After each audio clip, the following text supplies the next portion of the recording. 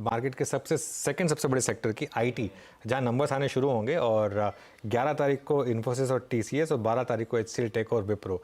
आशीष से जानते हैं कि लार्ज कैप आईटी से क्या एक्सपेक्ट करें। आशीष, गुड आफ्टरनून। बिल्कुल, रिजल्ट सीजन का आगाज हो जाएगा दिग्गज आईटी कंपनीज के नंबर्स के साथ। तो एक बार क्विकली रन थ्रू कर लें इस सेक्टर की क्या हाल है और क्या एक्सपेक्टेड है। पिछले एक साल में आपने नोटिस करा होगा, बढ़िया सेक्टर की चाल रही। 20% से ज्यादा का उछाल आईटी सेक्टर ने डिलीवर करा, जबकि कोई मैक्रो एनवायरनमेंट में सुधार नहीं हुआ था, कोई डिमांड एनवायरनमेंट में सुधार नहीं हुआ था। ऐसे में इस रिजल्ट में सबसे इंपॉर्टेंट तो मैनेजमेंट की कमेंट्री होगी, उनका किस तरह का आउटलुक आता है कैलेंडर ईयर 24 के डिमांड एनवायरनमेंट को लेकर, वो सबसे इंपॉर्टेंट।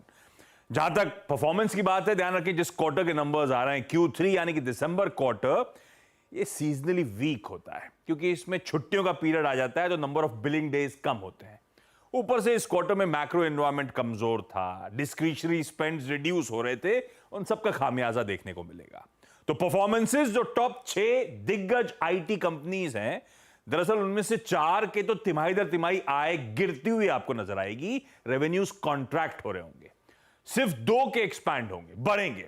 उसमें एक तो एचसीएल टेक है, और वो भी इसीलिए क्योंकि वेरिजॉन की एक डील मिली थी उनको, उन्होंने एक्विजिशन करा था और प्रोडक्ट बिजनेस के लिए दिसंबर क्वार्टर अच्छा रहता है। दूसरा एलटीआई माइंडट्री, क्योंकि इन्होंने खुद ही कहा था H2 यानी कि दूसरी छमाही पहली छमाही से बेहतर होगी, और शायद ऐसा होता हुआ नजर आए। अदरवाइज सबका लैकलस्टर परफॉर्मेंस होगा।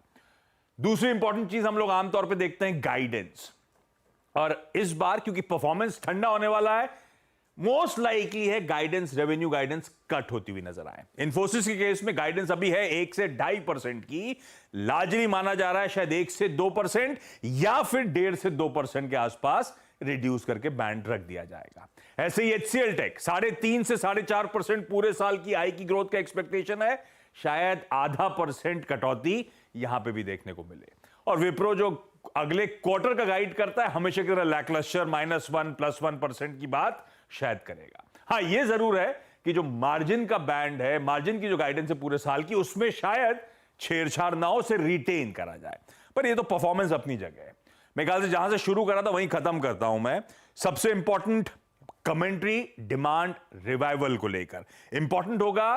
साल दर साल रेवेन्यू के साइंस बॉटम आउट के दिख रहे हैं या नहीं दिख रहे, कैलेंडर ईयर 24 के बजट्स कैसे प्रेजेंट हो रहे हैं, और जो पेन पॉकेट्स थी कौन सी, कोई रिटेल था, टेलीकॉम था, बीएफएसआई था, हाईटेक था, इनमें कुछ ग्रीन शूट्स, कुछ रिवाइवल के संकेत दिखना शुरू हुए या नहीं, वो ज्यादा इंपॉर्टेंट।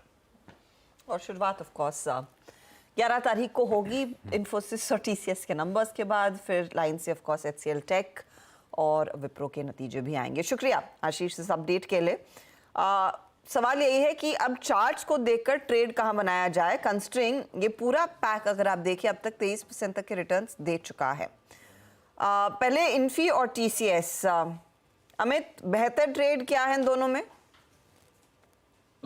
जी मैम, इन्फोसिस का अगर हम स्ट्रक्चर देखें, अगर वैसे तो देखा जाए तो लार्ज कैप में रिलेटिव स्ट्रेंथ कम है, मिड कैप में ज्यादा है, बट बिटवीन द टू अगर मेरे को इन्फोसिस और टीसीएस में जज करना पड़े, तो मुझे इन्फी का स्ट्रक्चर ज्यादा बेटर लग रहा है। इन्फी ने अपना एक स्ट्रॉन्ग सपोर्ट एरिया जो लगभग 1580 के आसपास है, उसको रिटेस्ट करके वहां से एक वापस पुल बैक दिया है।